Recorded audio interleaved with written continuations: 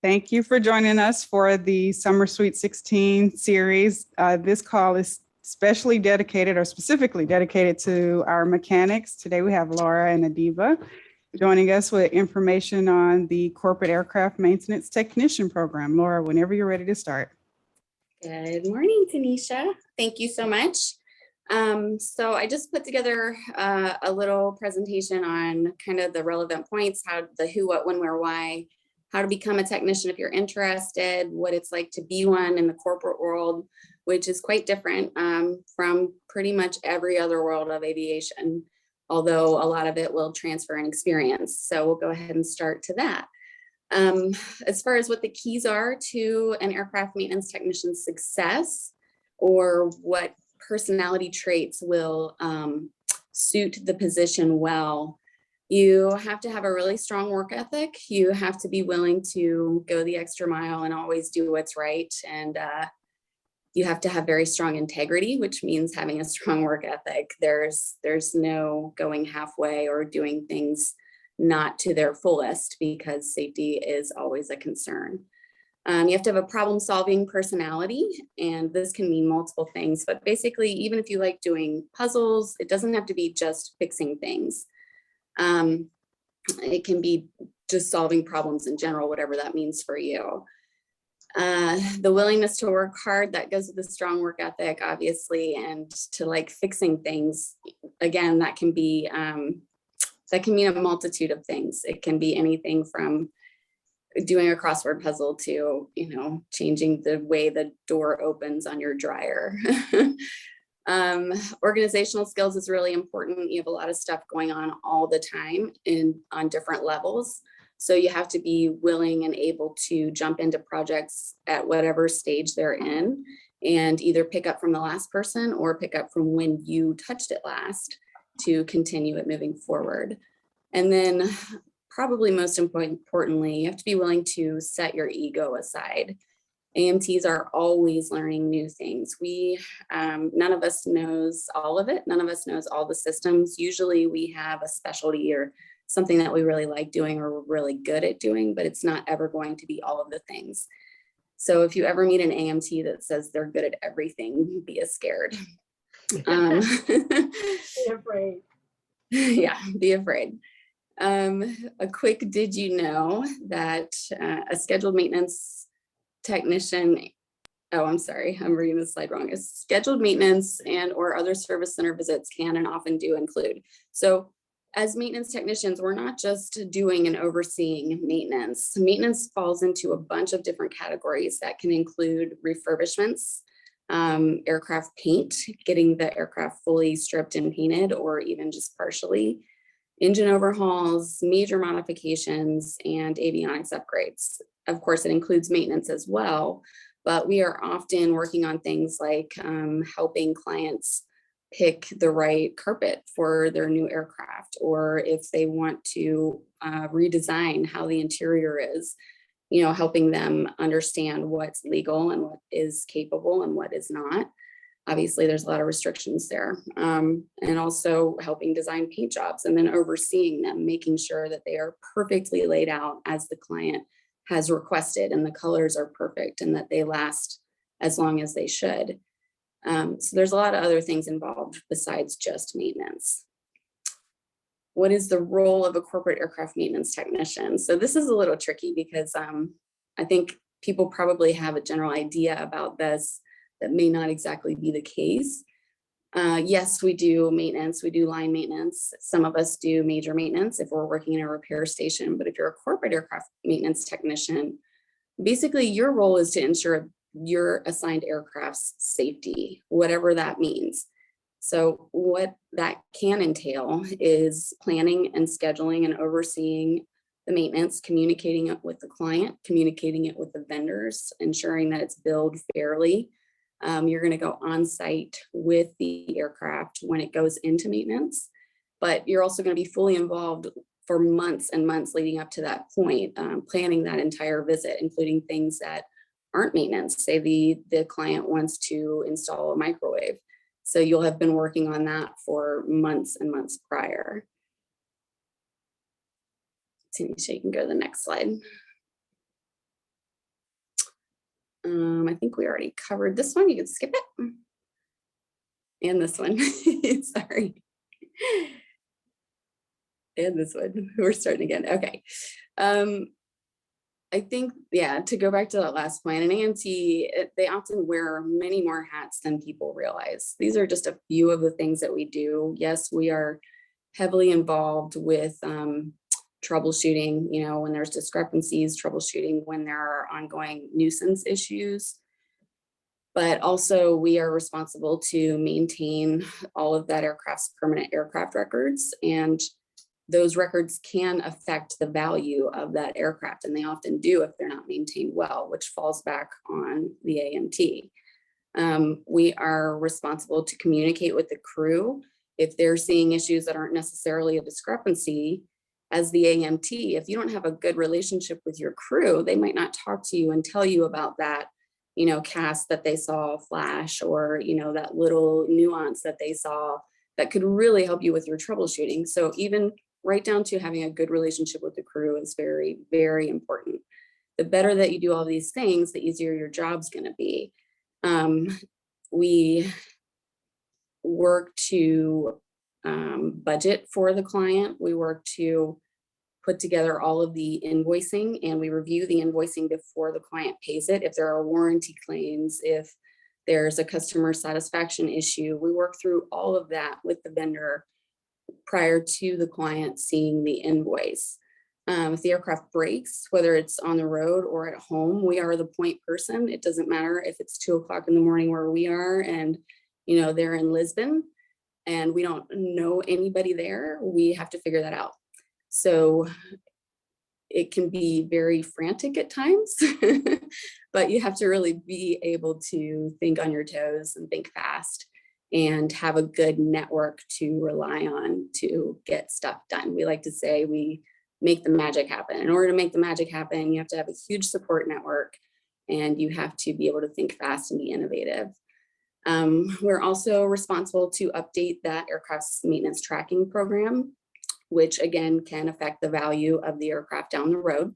So we have to make sure that all of the maintenance tasks that are called out in the Chapter 5, or if there's a AAIP, that they are being accomplished on time and that they are being updated and tracked appropriately. And then things like ADs and service bulletins that come out, we're responsible to track all of those as well and to make sure they're accomplished when they need to be accomplished. First and foremost, though, we're really responsible, of course, for safety, but for making sure the client has their aircraft when they want to use it. If they repeatedly don't have this tool that they want to use, then it starts to really worry not just the technician, but the pilots as well, usually, because you have to stay valid. You have to make sure that the client has the tool that they are wanting to use, that they're paying a lot of money for. So we're always keeping that in the back of our heads.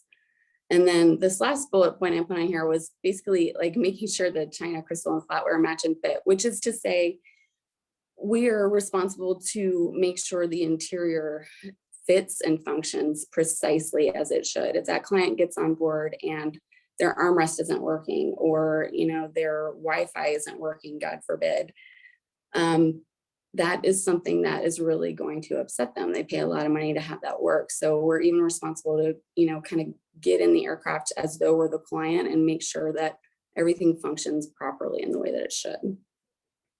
And you can go to the next slide. What does a normal workday look like? So that's kind of a myth. There is no normal workday for an AMT because we're responsible for so many things, and they can often jump the chain of what priority they are.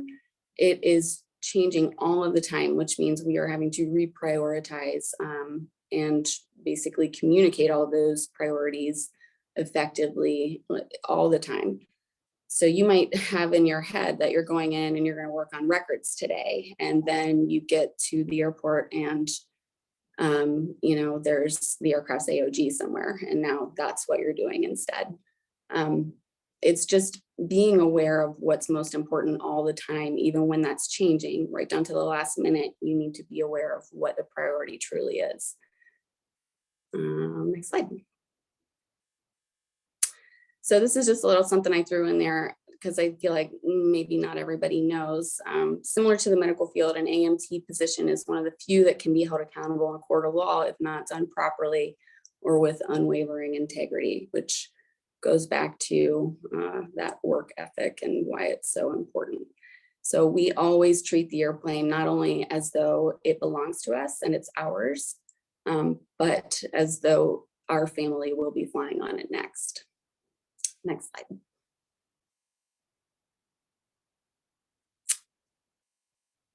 Succeeding means knowing your shortcomings and being honest about them while knowing your strengths and rocking them. So as AMTs, none of us is an expert at everything, which I kind of discussed. You have to really be honest with yourself about not just your shortcomings, but maybe your shortcomings at the moment. Maybe you're actually very good at, say you're doing some electrical troubleshooting, but you've been at it for 16 hours and you're exhausted and probably not thinking straight. So it's being aware of your shortcomings, even in the moment, and being honest about them. It is that ever present like vigilance of integrity and awareness. And the reason why that we work so hard to have such a good support network, which also makes this like one of the reasons that I love this field so much. There are wonderful and amazing people in this field for these reasons. And it really creates this wonderful support network, not only for women, I feel, but for everybody. We have to look out for each other. Next slide.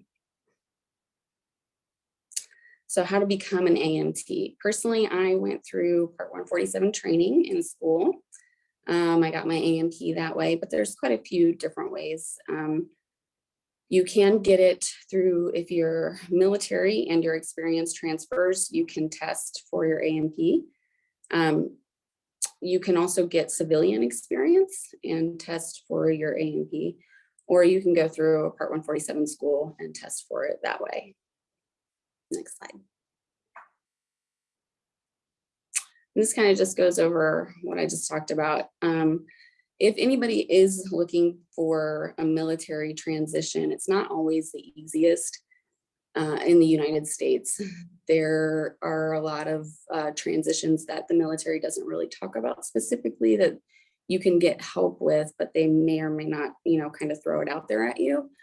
So if you're in the military, you're wondering about transferring, you're looking for some contacts to talk to about that. These are a few sites that you can go to. Hiring Our Heroes is fantastic and can point you to kind of the information that you need. That's a great place to start for anybody. And then you can also work as a repairman at a repair station or as an intern, and oftentimes that will get you enough experience to test for your AMP. Next slide. This is just covering 147 training, how you can find a 147 school. They're all listed on the FAA's website, I believe. But they'll often provide a path for you to test for your AMP within 14 months, I think is the fastest, to 2 years or so. And this was kind of the route that I went to get my AMP to begin with, because it seemed so fast, and I don't want to say easy, but it seemed like a good schooling path for me. And it's not all school training. If you're not excited about being a student in a classroom for 2 years, it's really nice to have a program where you're doing a lot of labs. So a lot of it is hands-on. There is classwork training as well that you have to take, of course, but there are a lot of labs and hands-on stuff. So it's a good mix of everything. Next slide. And that is it. Thank you, Tanisha. I appreciate it. And I think next we're going to have Adiba go over kind of outside the US, that experience.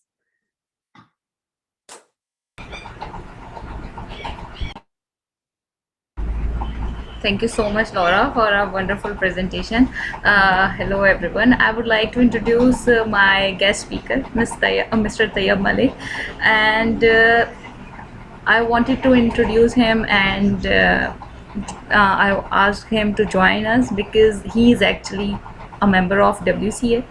he is from Pakistan, from my same country, and he's actually working in corporate aviation. After getting job in commercial and having experience from commercial aviation and licenses, he has converted his job and focused his job towards commercial. And Tayyab is busy with something, with some certain occurrences. So Tayyab, would you like to please unmute yourself and share your experience and quick reviews about it, so that we can discuss our things further on.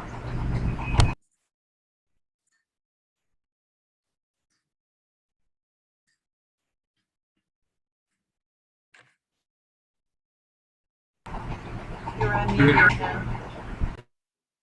We can hear you. Thank you for having me here. I'm Tayyab Malik, and I'm from Pakistan. Currently, I'm working as a continuing airworthiness manager with a private company. We have an AOC, which is also called an air operator certificate. I think in the FAA you have the Part 135, right, for the commercial operations.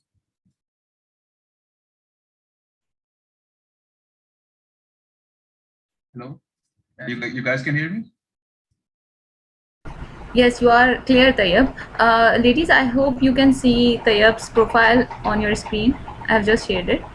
It's really quite small. So Tayyab, yeah, I'll enlarge it. So Tayyab, keep on going, and I have shared your profile on the screen.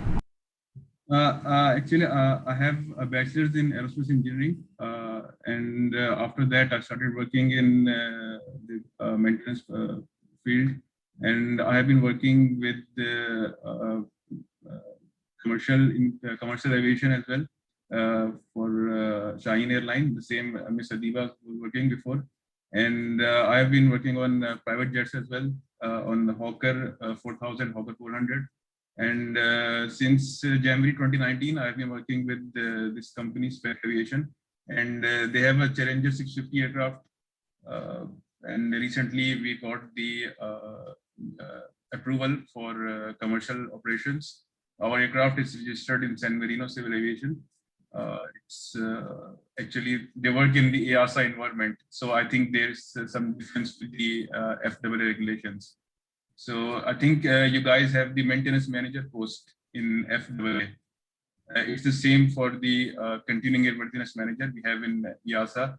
It's basically the job of the continuing airworthiness manager is to ensure the aircraft is airworthy at all times and manage the technical records, ADs, SBs, and camp. I think in FAA this is managed by a maintenance manager. So this is all which I've been doing.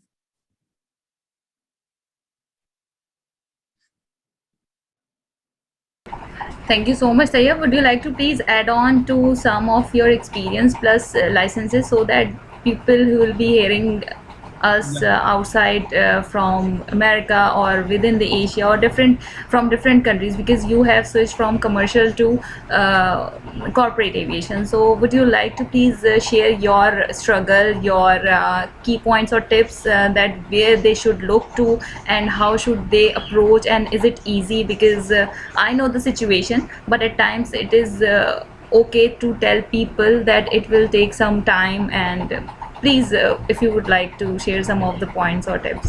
I have got Part 66 EASA B1 license, which is equivalent to the FAA A&P license. And corporate aviation, as I have been working in both corporate and commercial, I like corporate aviation both more because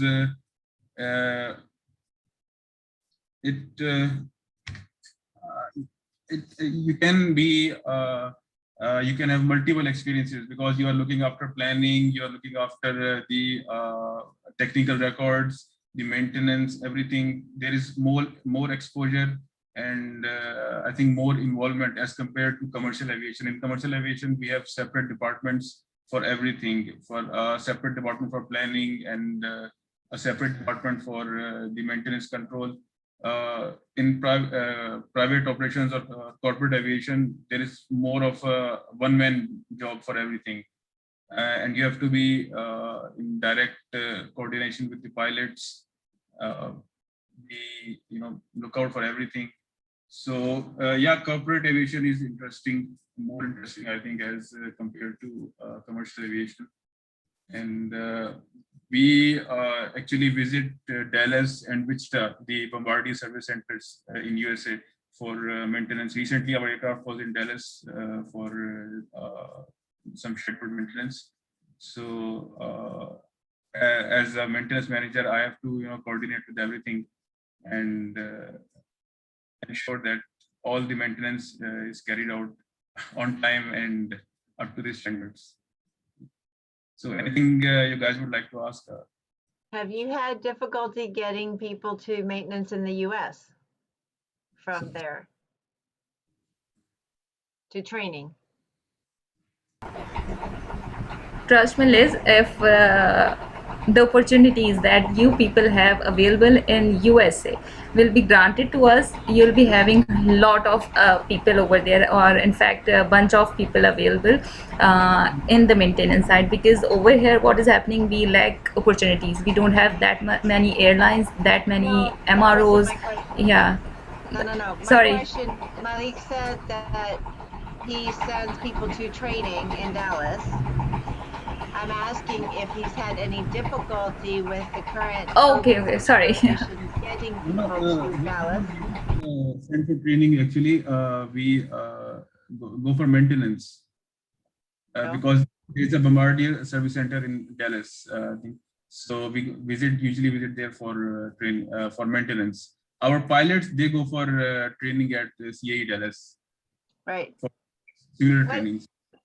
And I missed yeah, what aircraft. That's the same thing that we do, Tayyab. So he's talking about maintenance oversight, Liz. When the aircraft goes into maintenance, they're staying with the aircraft and ensuring that it's done properly on time, and babysitting basically is what we call it, Tayyab. Yes, the same is here also when the aircraft goes for maintenance. So I have to go along with it and oversee everything, see that it's done according to regulations and everything.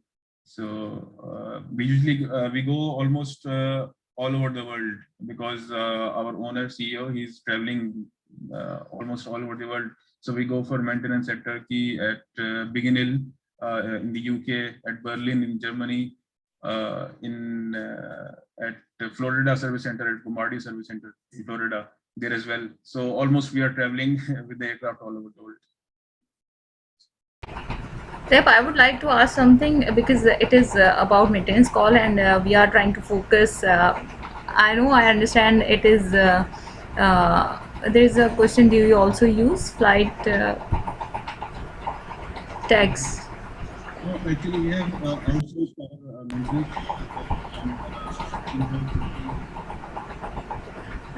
Tayyab, you are not audible. Can you hear me now? Okay. We don't have an in-house maintenance setup. We outsource all our maintenance. Basically, it's part of my responsibility as well to ensure that wherever the aircraft goes, I have to identify the approved facilities there and make sure that they are able to support us in case of any AOG situation. So right now we don't have flight techs, something like that, but we are looking into this thing to have our own setup, develop our own guys so they can support us in an AOG situation or at base situation. Tayyab, I would like to ask how different did you find commercial and corporate? You have mentioned some of the things earlier that you personally like corporate very much because of the different tasks and different kind of learning you get usually. So how different did you feel, and what do you think that important point you would like to mention for someone who is willing to join corporate aviation or who is stepping into the maintenance side, and why they should focus corporate and altogether? I think there are two different things here as well. If you are joining from an MRO perspective, it's like if you join a service center or some service facility, so you will be having almost the same experience as commercial aviation. You will be assigned to your trade, and whatever department you're working on, you will be fixed into that and you will be performing that. But if you join a private operator, someone who has one jet, a single jet, or maybe two jets, so in that situation, you have to be, you have to wear so many hats to make arrangements for the flight operations, and you have to make arrangements for maintenance and everything. So if you are willing to have a wide exposure, so I think corporate aviation is a good fit.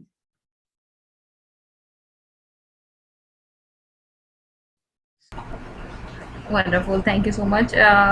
Is there any question from someone else?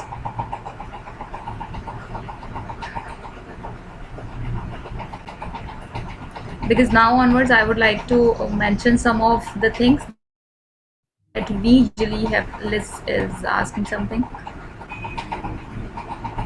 No?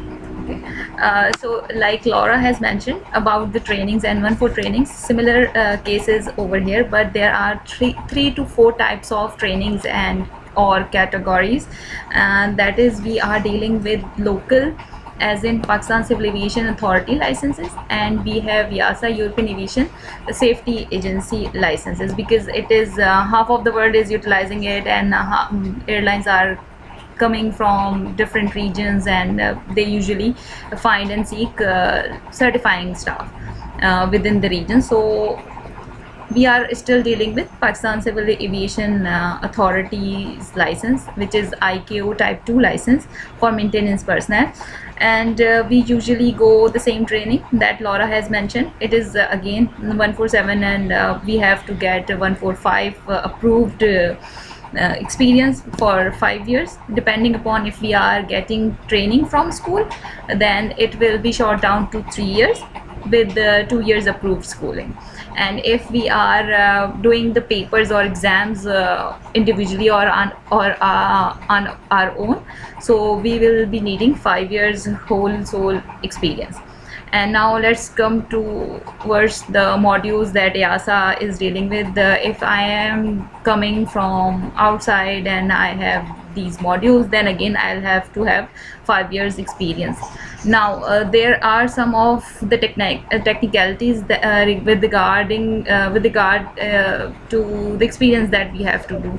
Like we don't have that many setups in Pakistan for corporate opportunities, and it's kind of close knit group, and there are not many technicians available, and they don't usually provide that much opportunity to everyone because of the delicate items, plus the actual involvement of the person, the owner of the aircraft.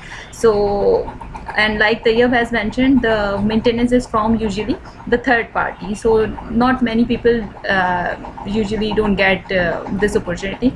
So whenever we are dealing with the licenses in Pakistan Civil Aviation or in under our local regularity is relevant experience. Like if I am from commercial and I am certified from certain type, like I am certified for A320 and A330, but if I have to go on Hawker, Learjet, or so and so, or Gulfstream, I'll have to have that type type training and experience of that particular aircraft. So this is some technical difference or some technical difference that we have to go through. I don't know how does it works in USA, or is it the same under FAA, but this is somewhat a glitch, a technical difference, or a point that we have to consider every now and then, because once we are done, because I have got some of the scholarships and I wasn't able to get it indoors because of the same thing, because I was not current on that type of aircraft. So in my part of the world, we have to focus or consider this thing as well during while undergoing the training or type training. So this is from my side about the certification or trainings, and if you have or we have anything to discuss, we can. That's not the only country like that, Adiva. There are several others, and Canada's like that, I know. The US does not require type training for technicians. Once we're qualified to work on anything. Okay. I forgot to mention the basic thing that as technician I can work on any aircraft, but if I have to certify that aircraft, we don't have regulation like USA. Like if you are done with the training, you can certify the aircraft or release the aircraft. Over here, only type rated person that we call engineer over here is the certifying staff that has to certify the aircraft. But as technician I can work on any aircraft if I have the basic license. So as technician I can perform work on any aircraft, but I cannot release it or certify it for the flight. So this is what the thing is over here. And like you said, Canada and different Australia and New Zealand, they are also having different regulation, and our license is like we have to go and give exams for conversion, and this is what we are having this difficulty with our license. Yeah, ours is not like that. We can return any aircraft to service. Okay, Mary has asked this question. In case a person doesn't have the experience but the training, how hard is to get a job currently after this COVID situation? The opportunities have been minimized to zero, and I would like to mention some of the things that I am in a country where we don't have many airlines. By saying this, I mean to say I have only one national airline, and after that only 3 airlines are available. And you can understand, yeah, we don't have that many opportunities. Why I keep on saying or emphasizing on this thing, because we really don't have. While we have masses coming in, because people are educated, people are aware now, they know about aviation, they are interested to get involved, but they don't have opportunities. And once people pass out, in fact some of you have this idea that my airline got bankrupted back in 2018, and we were very big airline. We not from your point of view or from your perspective, but considering my country, it was kind of a big airline. We were having 21 aircraft. So after crushing of my airline, the backlogs created a lot, and we were approx 5,000 employees, and huge chunk was from maintenance. And after this pandemic situation, you can consider and imagine the international people coming in and flying back to the countries. So currently it is hard, but it is not impossible. You have to keep improving your skill set, your certification. Like I did, I was jobless in the field, I was doing whatever I could. I initiated some of the education and awareness projects under aviation theme. I talked to Liz as well. She taught me and guided me very well, and I am glad I heard her. And she is smiling because she knew and she knows how I was worried that why people are not concerned about it, because we have given our life and time about it, and we are like here sitting idle at our homes. But yeah, it paid off, and it really does pay off. So what you have to do, if you have the training, you should keep on looking for internships, for opportunities, no matter if it's small or big. You should apply. You should keep on improving your profile by getting technical skills trainings, and every now a lot of trainings are for free on internet from aviation aspect as well. So this is the positive side or blessing in disguise of this COVID thing.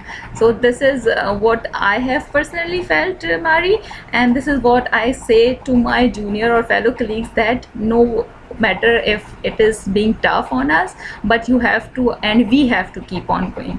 So this is what I have faced and felt and experienced.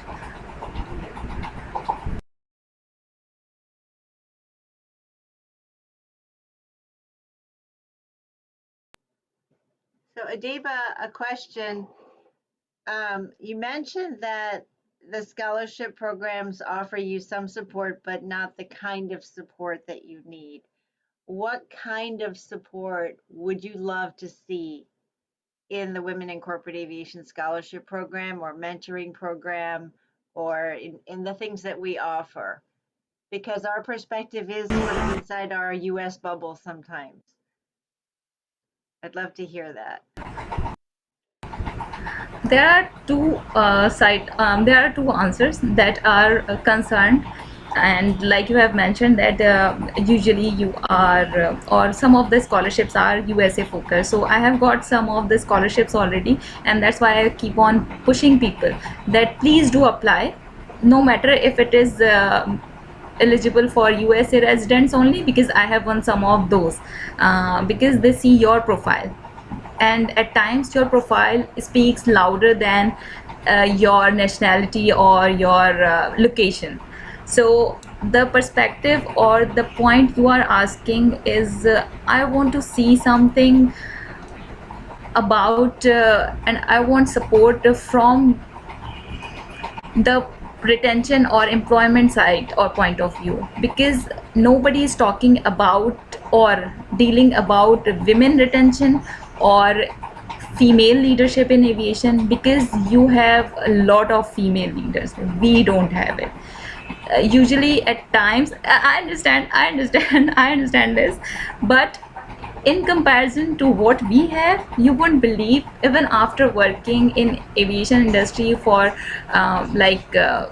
11 or 12 years, I am getting the same response, and deep down inside it hurts you on a very different level, that what's the use of working so hard if I'm not even able to convince one mindset, one organization, that please hire more, I'm sorry to say, but more female staff. Now it's very high time that we have to focus on the abilities, and we should look ahead and on their personalities instead of their genders basically.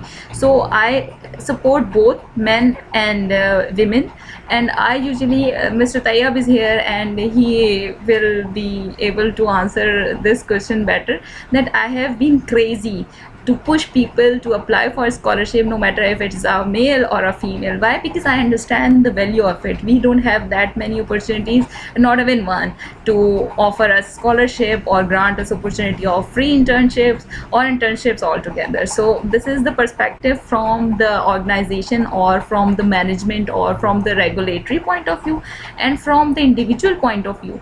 I really want to re-quote you that what you mentioned, that you as in some of the different organizations are usually providing opportunities or experiences within the USA. At times it gets hard to communicate my local authority about that scholarship. So once we are dealing with that connection or bridging that connection, we'll be able to communicate on that behalf, saying it with my experience. Why?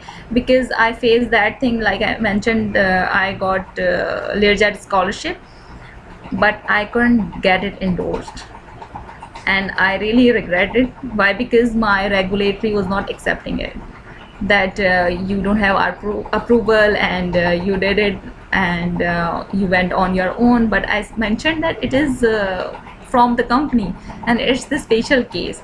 So this is another thing. On individual basis, I would like to connect the bridges, and I would like authorities or organizations actually to talk about that they should get on board, and they should actually enhance or ease these ways out. I know it's tough, but it's not impossible again. We can at least dream and put some efforts towards doing what we have to. Like UK has introduced Charter of Women in Aviation. They have convinced some organizations, some airlines, some aerospace industries to employ, to recruit, to retain female employees. This is the thing that I have in my mind. So with the names, with the big names of WCA and the organizations involved, the sponsors involved, I think we can push this idea towards it, because the big names are involved in corporate aviation over here as well, and they can keep this thing going and keep this thing running, I believe. Well, thank you very much, ladies. I appreciate it. I apologize for being on mute earlier. One question I have for all of you is maintenance is male dominated. What made you choose maintenance and why?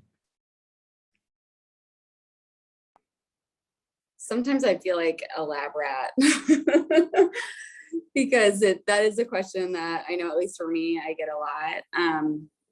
I just didn't see any boundaries growing up. I had parents that told me I could be whatever I wanted, and I guess I was very independent and stubborn and passionate, and I have thick skin, really thick skin, and so I just always went after what I wanted and didn't let anybody stop me.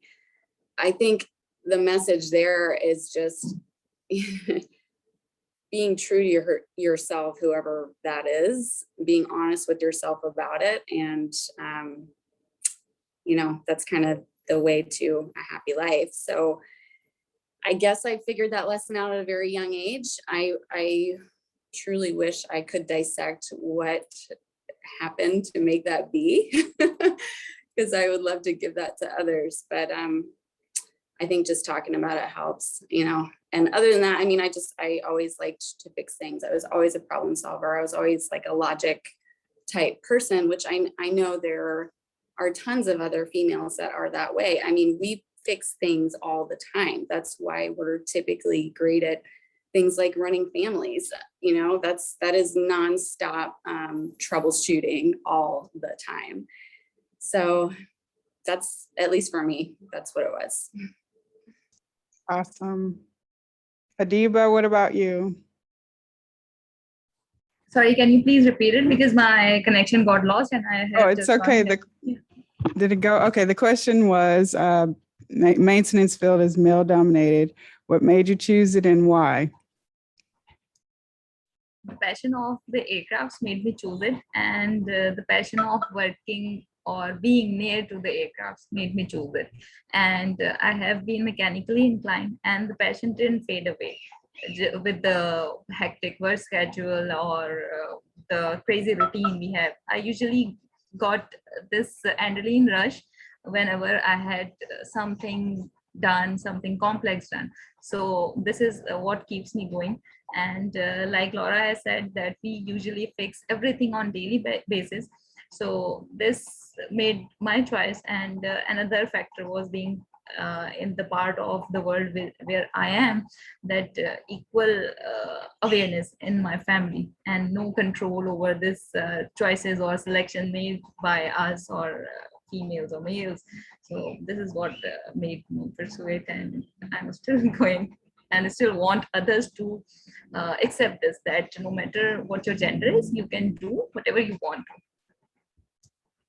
Well, definitely because you guys are in the field, we see it's possible. It's definitely possible and thriving through scholarships, through just going to school, doing whatever you can to get where you're trying to get. I hope this call proves encouraging to others. Liz, do you have anything you want to add to the call?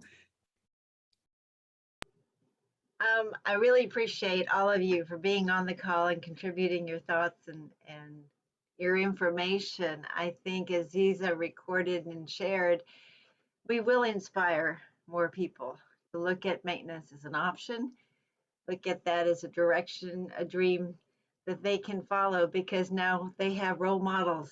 They have you, and they have somebody that they can call, just like you guys have called me. There are people that you can call. When you have that, you have the biggest gift, the gift of the community. So thank you all for sharing today and making the effort. Very much appreciated. Thank you, guys. Well, thank you. This concludes the meeting. It'll be posted to YouTube. Feel free to share with others. And we want to encourage anybody else who's considering maintenance to save this to your profile, and remember these ladies, they're here to help. Thank you. This concludes the Thanks. meeting. You guys have a great day. You too. Thank Bye. you for this opportunity.